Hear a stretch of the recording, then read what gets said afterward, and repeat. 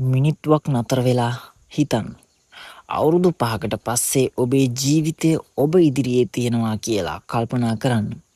එක පැත්තක ඔබේ සිහින ඔක්කොම සැපෑ කරගත්ත ආත්ම විශ්වාසයෙන් පිරුණු සාර්ථක ඔබ. අනිත් පැත්තේ හැමදාම තව ටික දවසකින් පටන් ගන්නම් කියලා කල් දදා අසරණ වෙලා ඉන්න ඔබ. මේ ජීවිත දෙක අතර තියෙන එකම වෙනස දක්ෂකම නොවේ, වාසනාවක් නොවේ. වෙනස ඇති කළේ එකම එක තීරණයක්. අද ඔබ ගන්නා තීරණය. ගොඩක් අය කියනවා මං ජීවිතේ සාර්ථක වෙන්න ඕනේ කියලා. හැබැයි සාර්ථකත්වය කියන්නේ හරියටම මොකක්ද? ඒකට උත්තරය ඔබේ ඔළුවේ නැත්නම් ඔබ කොහේ යනවාද කියලා ඔබටවත් අදහසක් නැහැ.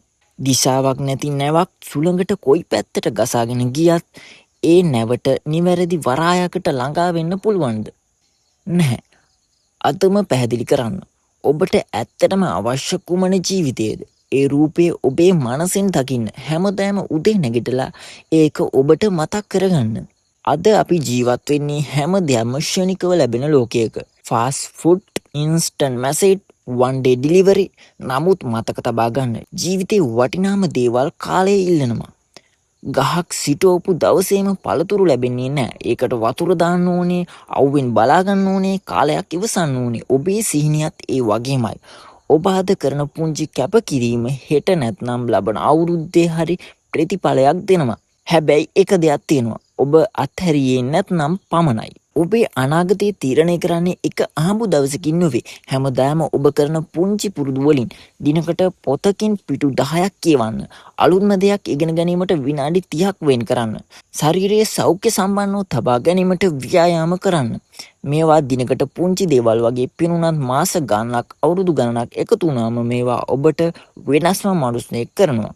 ඔබේ අනාගතය හැදෙන්නේ අද ඔබ පුරුදු කරන දේවල් වලින්. ඔබ මේ වන විට අසාර්ථක වෙලා තියෙනවාද? සමහර ව්‍යාපාර බිඳ වැටිලාද? විභාග අමාරු වුණාද? එහෙමනම් මම ඔබට සුබ පතනවා.